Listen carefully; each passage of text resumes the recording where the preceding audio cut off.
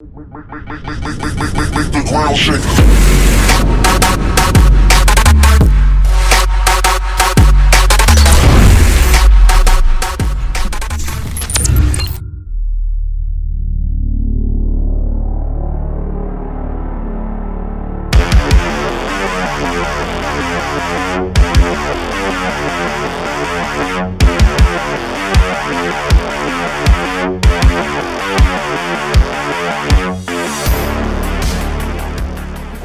Do your research.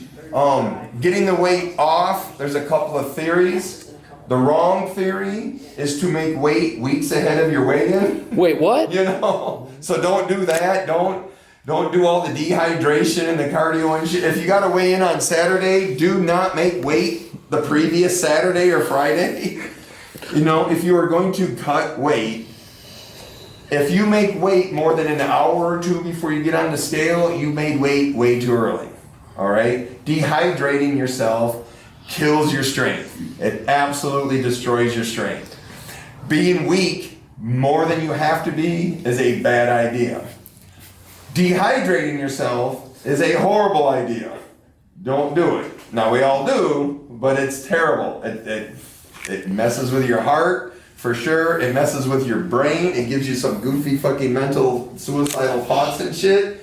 But sometimes you gotta do it if you want that trophy, which is what we all in it for.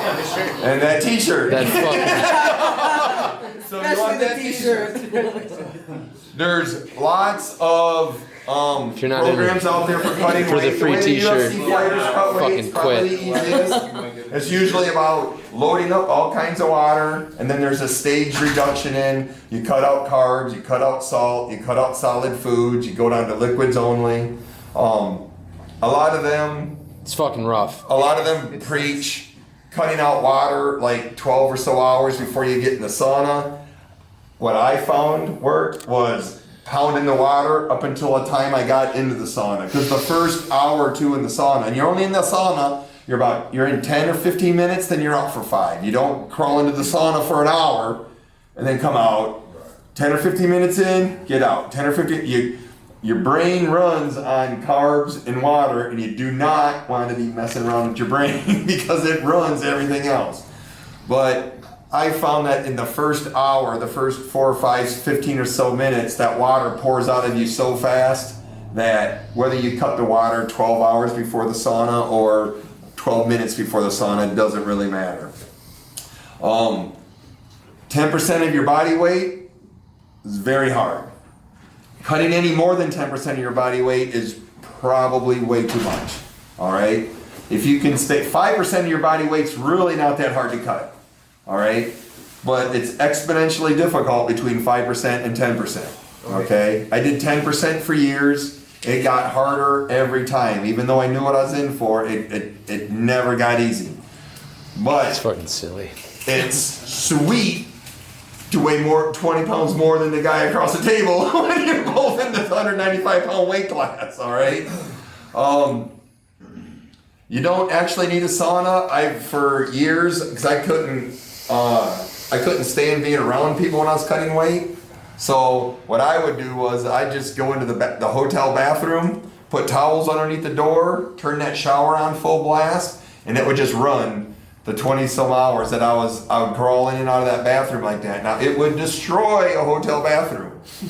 All right, I had wallpaper bubbling off the walls. I've had doors rippling up and stuff. I had so much water that it was actually running out underneath the bathroom door into the carpet. I mean, it would destroy a but Free t-shirt. Trophy. Okay. Got that free t-shirt. All right, cutting the weight it's rough. It's rough and it sucks. And to be honest, none of us are making millions of dollars doing this shit, but we are getting that trophy. All right. The trick to successfully making that weight though is when you get off that scale, all right, putting that weight back on. Now it would be routine for me. Water. I would go from about 215. I'd go from somewhere between 210 and 215 down to 195. All right, and that would take me. For 9 days, I'd lose about 5 pounds, and then I would cut about 10 or so pounds in the sauna. Then I'd come off that scale, And then that night, I would be back to usually 2 or 3 pounds heavier than I started. So if I started at 215, I could get back to 217 the night of weigh-ins. And by the time my first match, I would be around 214, 215. I could spike the weight way up, but I couldn't hold it. All right. But the trick to putting that weight on is when you get off that scale, you have to go very slowly, usually with distilled water or your Kangen water, something very distilled with no minerals or anything in it, and just start sipping that until you got most of your body weight back on with water. Okay? If you hit solid food or something too quickly, it drops right out of the basement. I mean, it don't stop. Okay? And there's, so start sipping that water, usually with ice and stuff, and then crawl into a bathtub with Epsom salts and try to absorb most of that water back in through your skin. And as soon as you've got... Warm? What's that? The temperature? I would be just comfortable. Yeah. I'd crawl into a bathtub that was comfortable, which is odd because I'd be so sick from all that heat. But it would be about a room temperature. I couldn't be super air conditioned, but just comfortable. But once you start drinking water, your whole attitude changes again, your whole mental state. What about an IV?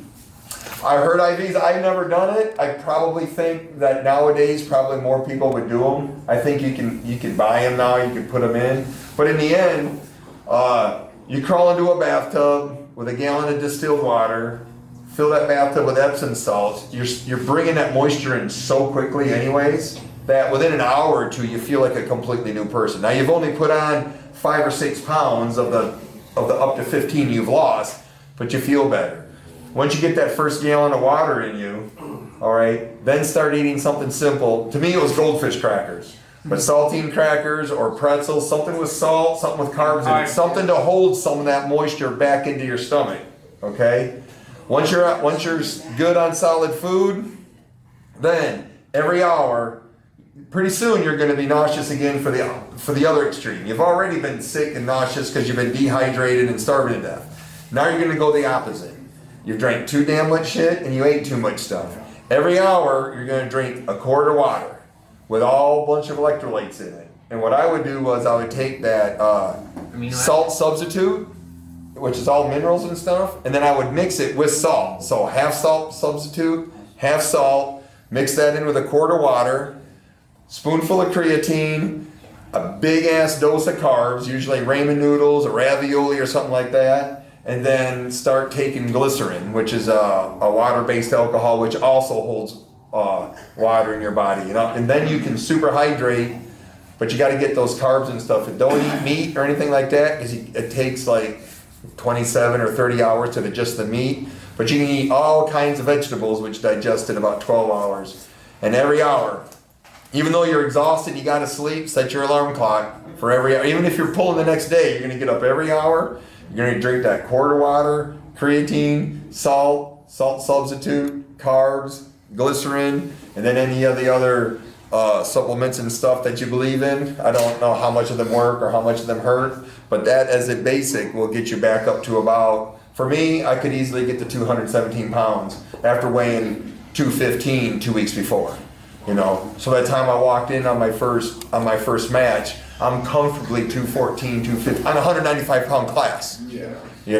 Now you feel like Tyrannosaurus Rex. You know what I'm saying? Now everybody feels small. Because I'm like devonlarratt size in the whole weight class below him.